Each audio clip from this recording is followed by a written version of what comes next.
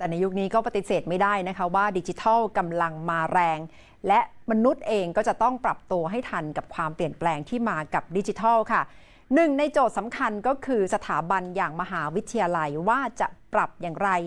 ก่อนหน้านี้อธิการบดีของ The London School of Economics วิทยาลัยแห่งรัฐศาสตร์กรุงลอนดอนเดินทางมาที่ประเทศไทยนะคะในฐานะที่เป็นนักเศรษฐศาสตร์และเป็นอดีตรองผู้ว่าธนาคารแห่งสหราชอาณาจักรได้นำเสนอมุมมองเกี่ยวกับการปรับสถาบันอย่างมหาวิทยาลัยให้ทันกับโลกยุคดิจิทัลค่ะ And fear of automation is already affecting our politics. In a as yet unpublished study on the United States, it looked at US โดยเดมมินูตชาฟิกได้กล่าวสุนทรพจน์เรื่องความปั่นป่วนในวงการการศึกษาในโลกยุคดิจิทัลโดยมีศิษย์เก่าของ LSE ในไทยไปฟังกันมากนะคะพร้อมๆกับมีผู้รู้ในวงการการศึกษาของไทยขึ้นเวทีเดียวกันเพื่อระดมสมองเรื่องการปรับตัวของมหาวิทยาลัยเดมินูตระบุว่าในยุคดิจิทัลสถาบันต้องปรับตัวอย่างมากโดยติดอาวุธทางปัญญาให้กับนักศึกษาที่องค์ความรู้แบบเดิมๆที่วางหลักสูตรกันเมื่อ10 ปีที่แล้วคงจะใช้การไม่ได้แล้วในยุคนี้ดิฉันได้ขอสัมภาษณ์พิเศษเพื่อขอให้เดมินูตขยายความเรื่องการปรับตัวของมหาวิทยาลัยค่ะUniversities today have to prepare young people for a very different world. Young people today are going to work in a digital world, and we have to prepare them for that. And second, we have to prepare them for much longer work lives because people are living longer and they're likely to have to work much, much longer than previous generations. And I think those two things mean we have to help students get digital skills and familiarity with the digital world much earlier.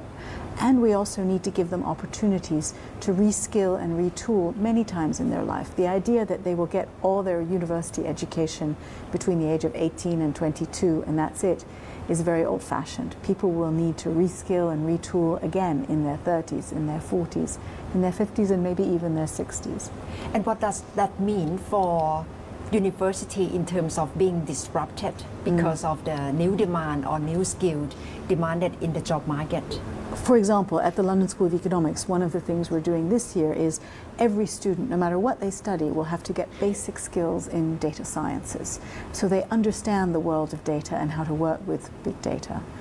We're also looking at moving away from teaching them lots of facts and really teaching them how to learn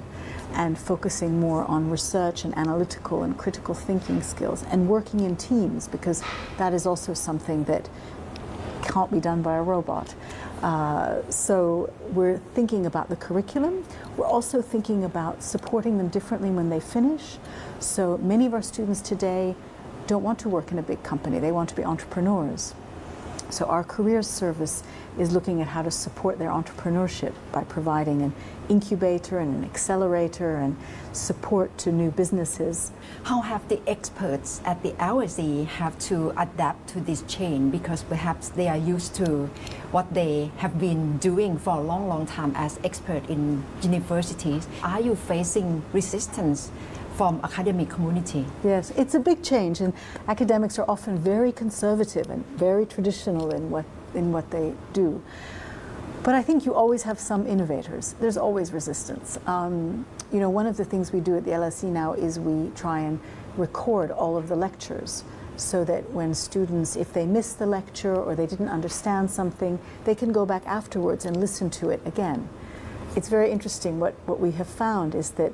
the students listen to the lectures again just before the exams when they are revising and they want to remind themselves what the lecturer said, which is fantastic. Now, some lecturers, when we first said we would do this, said, but you're going to tape the lecture and then you don't need me anymore and I'll lose my job. And we said, no. The point is the students can now listen to the lecture, but they want to use the time in the class with you to discuss it and understand it better and develop their own thinking.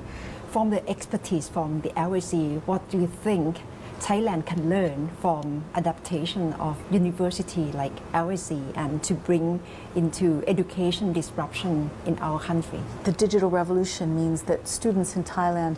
can have access to all the world's knowledge. I think educational institutions in Thailand can tap into that. They can hear the most famous philosopher in the world who's lecturing at Harvard or one of the great economists at the LSE, and it's all available online.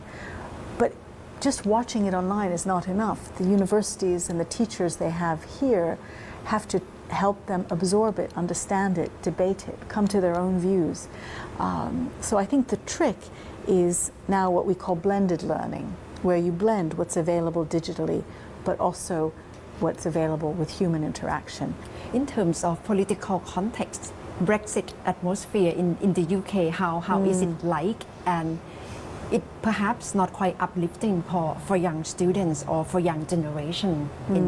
in the UK. How do you see that, and what's the challenge UK is facing at the moment because of Brexit? Yeah.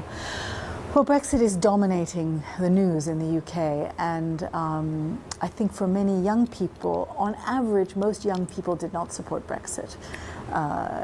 They like the idea of being part of Europe. They like to travel and work and study in Europe, and so I think they tend not to be very enthusiastic about it. But I think, you know, we're fortunate at the LSE that because we're so global, we have not been adversely affected. So there has been a decline in European students at other UK universities, but in the LSE we've actually seen it go up,